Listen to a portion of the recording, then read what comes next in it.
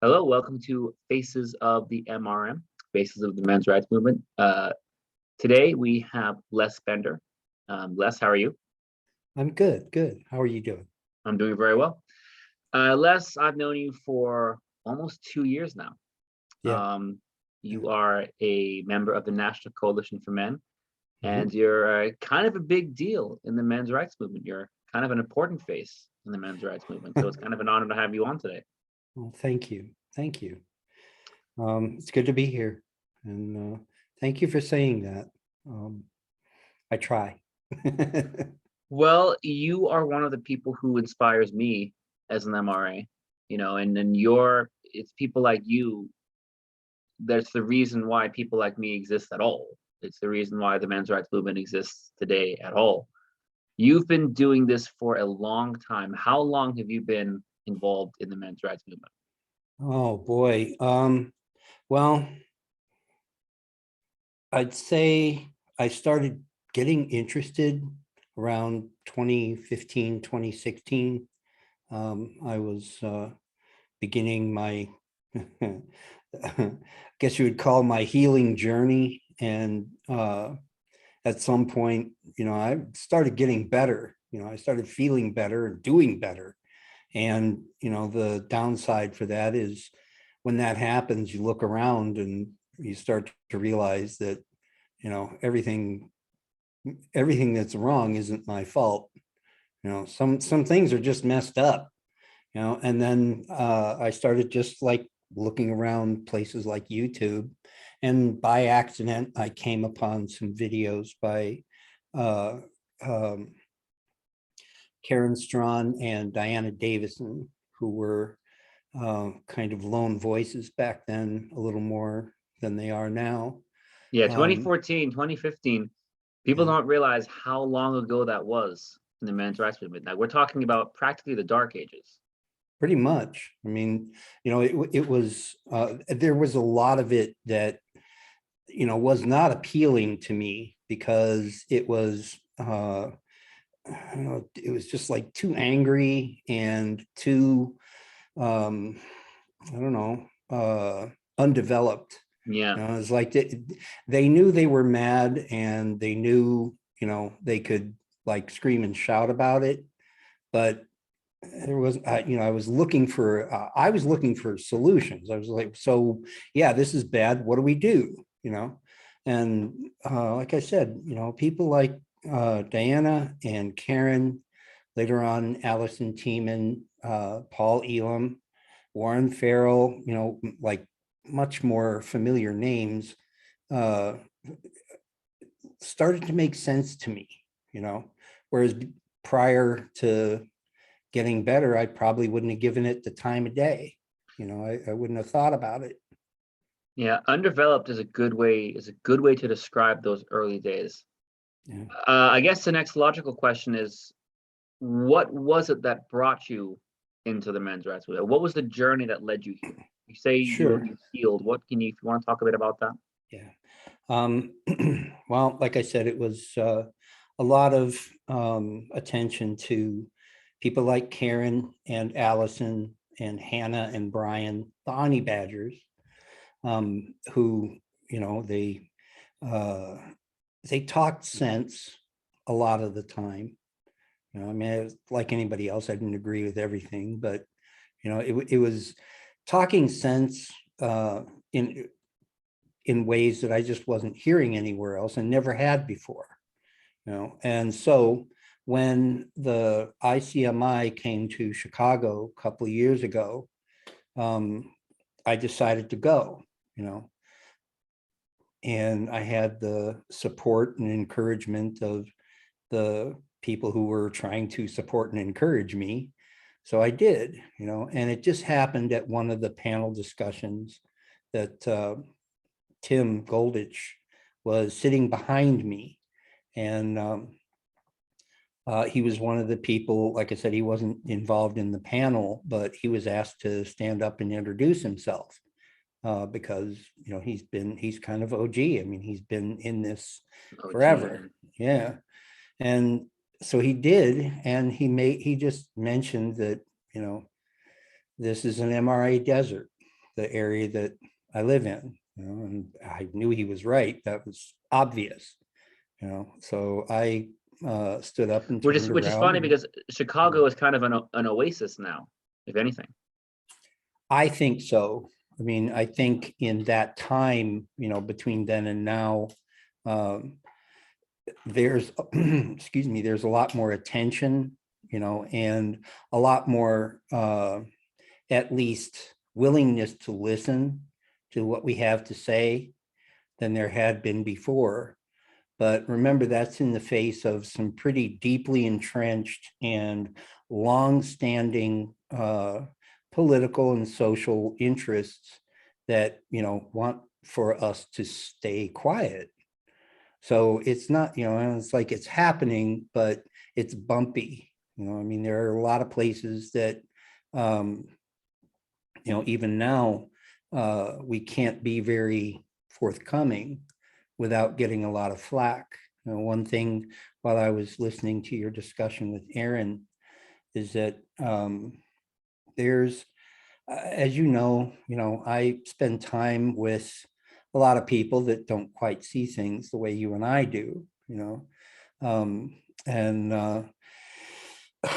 it's not that I don't understand, because I used to feel that way myself. I mean, there were times when I called myself a kind of egalitarian feminist kind of guy, but I wasn't active. I wasn't political about it. It's just like, this is how I feel, and it never occurred to me that, without without consideration for the issues that men and boys face, how egalitarian am I? It's one of those things where it isn't, too often it is not what they do talk about, but what they don't, And so, like I say, I spend time with these people and I just talk about it, and as long as I make it, about my experience as a guy, what's there to argue with? I mean, it's like, this is what happened, and this is how it happened, and here's what I did about it. And I leave their judgment of me up to them. I don't try to just be persuasive, except that, I leave them with, if you're not persuaded, then, you're not quite looking at reality yet. And that's, like I say, that seems to be effective. Yeah. I get what I get what you mean. We've talked about this before, how you just share your own personal experience as a man instead of necessarily using the MRA label. And that's something that I know has come up multiple times in the NCFM chats and the Friday chats. When you talk about male issues or when you explain a situation or a scenario, it's easy to get people to agree. But as soon as you put the men's rights or MRA label on it, all of a sudden it becomes this bad thing because that's how people are conditioned to see it. Yeah. And Yeah. you said you used to call yourself Italian feminist. Ugh, I can't speak tonight. But now you consider yourself an MRA. Yeah. Was there any specific moments that was the catalyst for this change? Was it a gradual progression, or was there something that triggered you, or something that happened that made you kind of suddenly realize, hey, I need to Yeah. look at this differently? Or Yeah. Ironically, like I said, it was, it was the words of these women, that up to that point I never met and, didn't ever plan to. But my problem at that time was that they were telling me, about my experiences in ways that I had never articulated before because I didn't want to look at it. And like I said, these are women, they're strangers, they're people that, why should they, know anything about me? But they do, and that's a little bothersome, but, once you kind of get used to it, then it's like, well, I can't argue with them, when they would talk about circumcision, and when they would talk about the inequity of the selective service, when they would talk about the nightmare that is the family court system, what could I say? You're wrong. I had been through these things. And they were saying it in a way that you hadn't heard feminists say before. No. So you've heard feminists talk about men's issues before, I would assume, but when Yeah. these MRA women were talking about it, it rang true. Yeah. And I'm glad you brought it up that way, because as my thing is the mental and emotional well-being of men and boys in particular, really everybody in general. And, that's sort of I guess, a soft point with them. I can pretty much sit down with anyone in the opposition, or however you want to call it, anyone contending with us, and say, you say whatever you want, but with the condition of men's and boys' mental and emotional well-being is not good. And if you like, we can continue blaming ourselves as we always have, but at some point you'll run out. There won't be any of us left. Is it, if are you sure that's what you want? Or would you rather do something legitimate, to correct that? And then I would do things like bring up the APA guidelines and talking points for dealing with men and boys. And I'll point at that and say, this is very well crafted and very extensive victim blaming. That's what it is. It's telling men and boys that they are their own worst enemy and they are the source of all their problems. And I said, if that's what you want to go with, let's go. But I can already tell you where it ends because I've been there.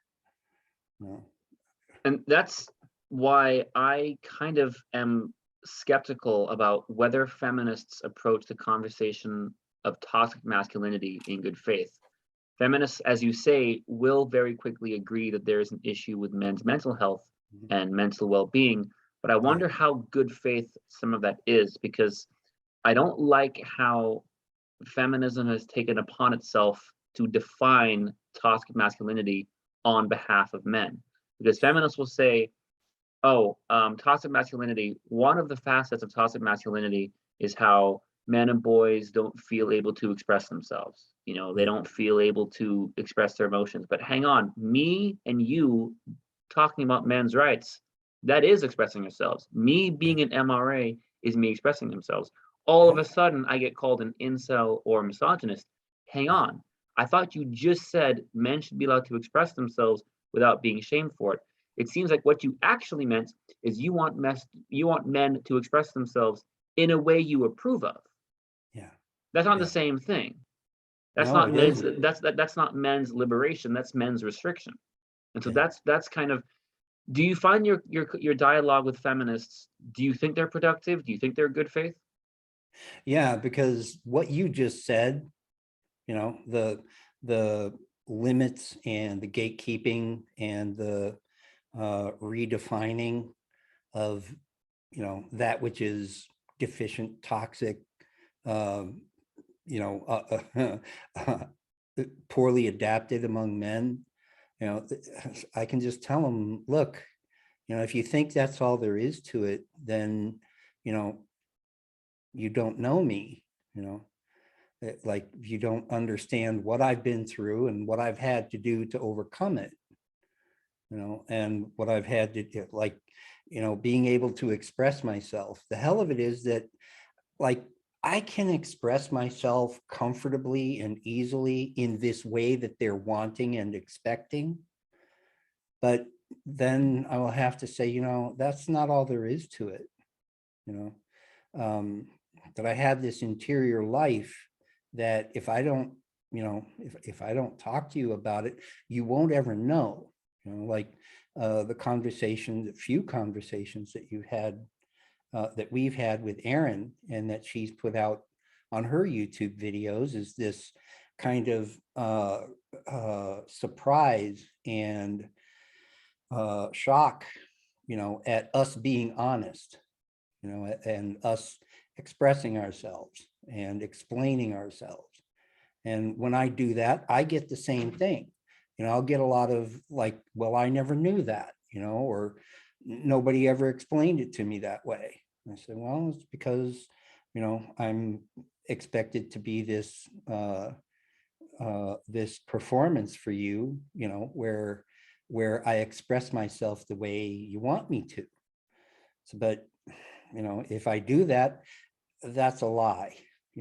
I could lie to you if you want, but, it's better probably if I just tell you what it's like for me.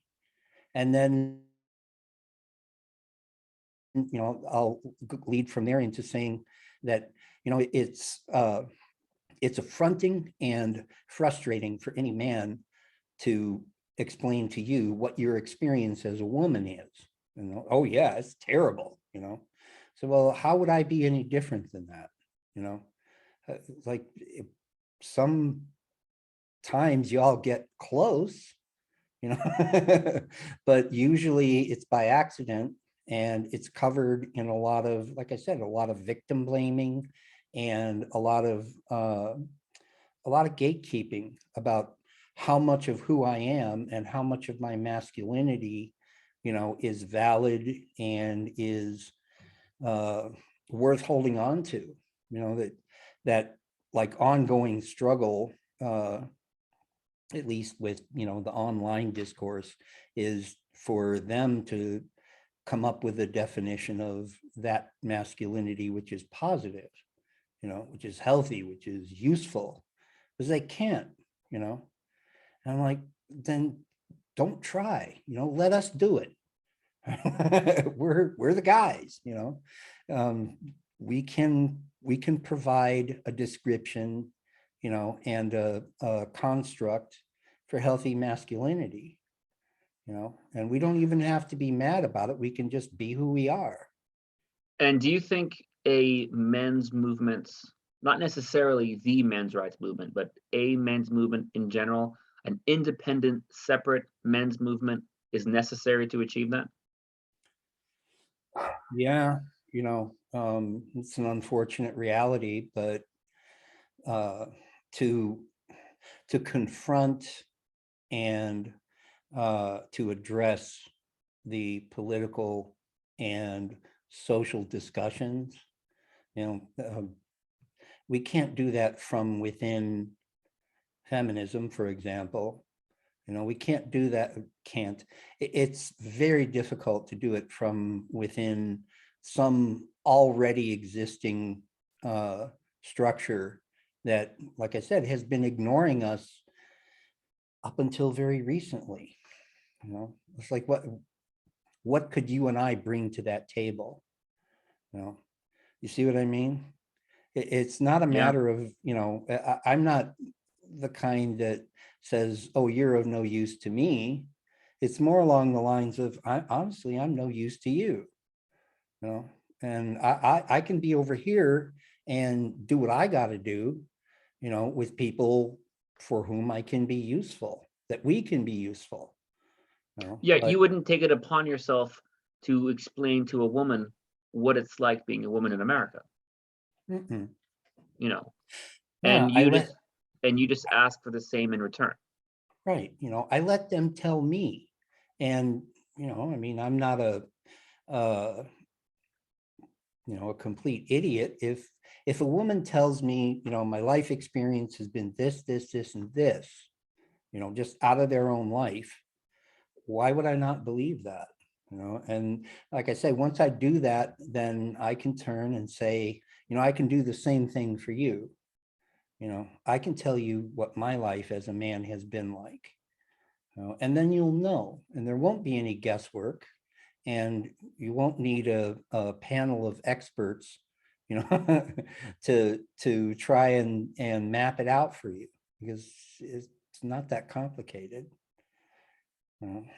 But like I said, as far as there being, you know, like an ideal world, you know, an ideal best outcome type of situation is parallel advocacy for men and women, and also corresponding advocacy for, excuse me, people that are most comfortable outside of that binary, but without, you know, slinging mud at each other, and without trying to, I don't know, grab the microphone, you know. But the conditions and that we live in, and the world that we have set up for themselves, it's built for people to grab the microphone from each other.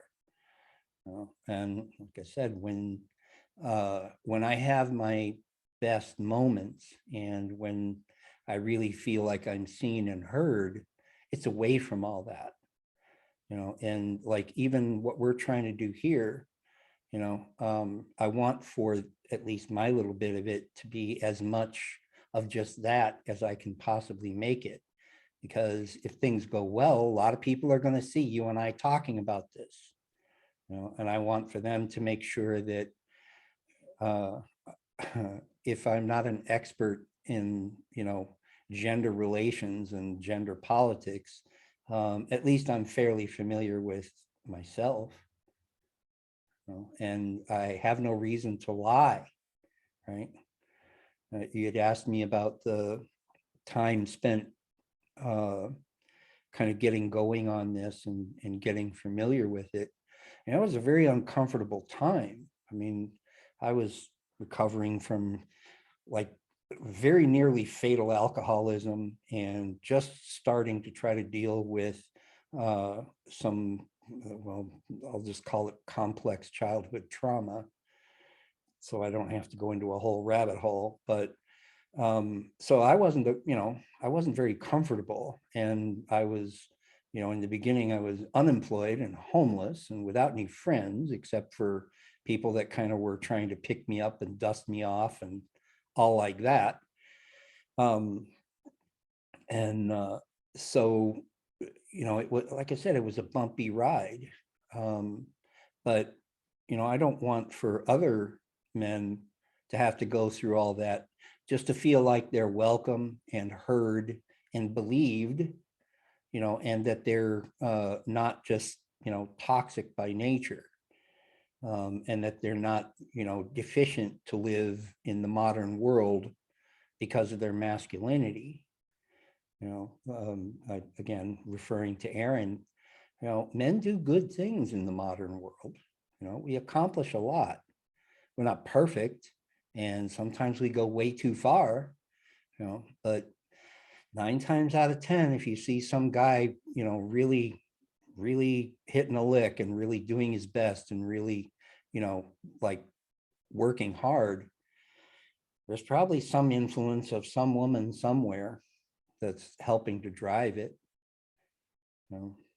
And if there's a toxicity in all of that, you know, then it's like I tell uh, the women that I talk to who are not part of our movement, that, you know, if something like that looks toxic and you know, distasteful to you, ask yourself if there isn't some woman in that guy's life, you know, driving him to that, you know, and ask yourself if that's necessary, you know. That puts on them a sense of responsibility, you know, a sense of accountability, that it's like, that's not hard for them to take on, you know. It's not hard for them to accept that and say, yeah, you know, you're right, you know, women ought to do the right thing too, you know. But they can only do it in the context of, you know, the, like I said, the suffering or the striving of some guy or some group of guys. So, you know, if you want to define toxic masculinity the way I see it, so you know, I think men can be messed up, you know, then at least ask yourself if there's, if there's something that you can either start doing or stop doing that would help, prevent that. Because you can, but so this is empowerment, responsibility and the ability to act, for the greater good or whatever. That's power, that's something that nobody else can give you, but you can take that whenever you want to. All you have to do is want to. So that's the way I see it anyway. And like I say, they seem to be able to accept that.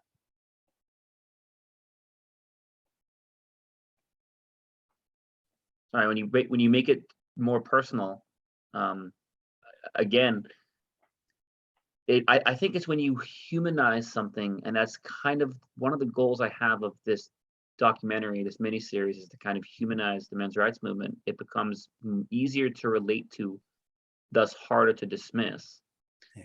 Why do you think that the men's rights movement, and then in general, in a more broad sense, men in general, face so much skepticism and hostility when we try and express ourselves or whatever Yeah. issue it is that we're trying to express?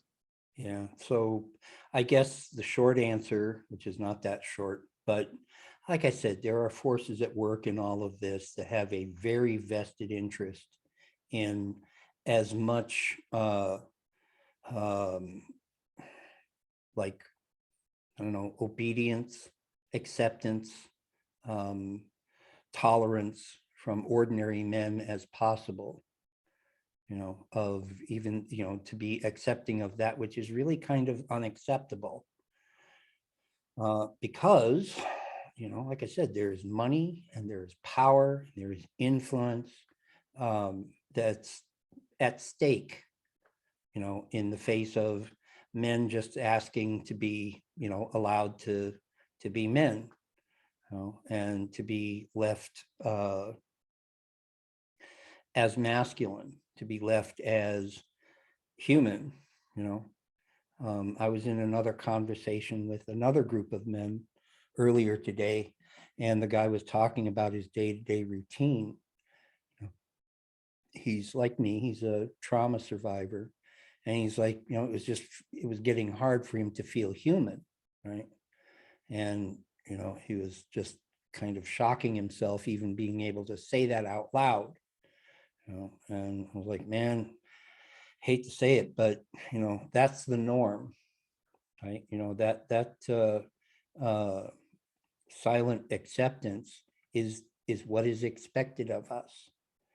A long time ago, I talked to the person who's one of the people who I've been getting therapy from about toxic masculinity, and I said, that maybe certain expressions of it, are limiting, insulting,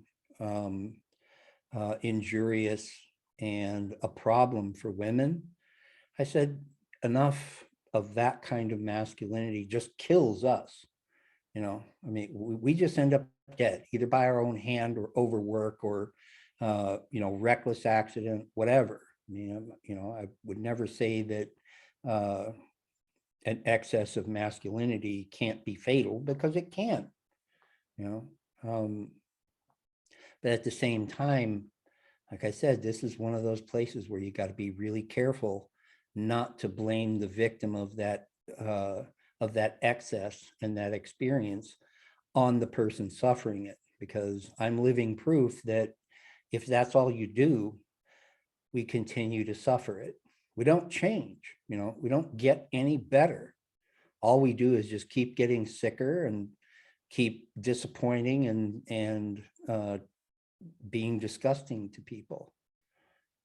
I tell people that in my various recoveries, with men who've been violent and dangerous and have, hurt people, family members, spouses, partners, when they get better, the irony is that they're very often forgiven. But I said, in my experience, I was never really any of that. but I became disgusting and pathetic and weak. And that is not forgiven, not ever. No, the people that were in my life that saw that happen to me, they're gone for good. They won't ever come back. I mean, I have new people in my life now, and they know me as I am now, not weak and not pathetic and not disgusting, but at the same time, I have to tell them I'm capable of, being abhorrent to you if I don't keep myself together. Like I said, that's a little harder to, that's harder for them to push back on, if I just say it that way. Then maybe I can, maybe I'm still toxic, but not in the way they expect. So. And Yeah. when you think about the constant negativity and hostility that a man is surrounded by, all the hostile messaging that they get, all the negative messaging that they get on a day-to-day basis, I don't think it's fair to even say that, you were driven to a point of being, weak or disgusting. I just think that more was asked of you than is fair to ask a person, that is fair to Right. ask of a person. Right. And then Right. and as a man, you're not supposed to ask for help. You're not supposed to suffer. You're not supposed to show weakness. And while I would agree when feminists would say, oh, well, don't you think that's part of toxic masculinity? Where I would disagree is, well, why is that part of toxic masculinity? And who's to blame for that part of toxic masculinity? Right. And most So, importantly, what can really be done to, to alleviate it? Like I said, there's, it's like anything else. There's a right way and a wrong way to do it. And just blaming us and reviling us and mocking and dismissing us you can take it to the bank, it will make it worse. of course, It will, of course. But if you see us as who we are, and like I say, I had weaknesses, and I was capable of being pathetic and disgusting. But look at me now, Yeah. I seem to be doing okay. I think you're doing more than okay. We have got to talk more. I will have I want to see you Sure. again for sure and go Okay. really in depth in some of these things. But I got to thank you, Les. This was fantastic. I mean, it's just one great video after another, and you guys are giving me exactly what I wanted these videos to be, or exactly how they were turning out. Cool. We touch about the issues, but it's more about the person. And Yeah. man, you just really um, did an awesome job. You knocked it out of the park, and I got to thank you very much. Most welcome. And I'm more than willing to do more. And we Just will, let me know. All and we right. will for sure.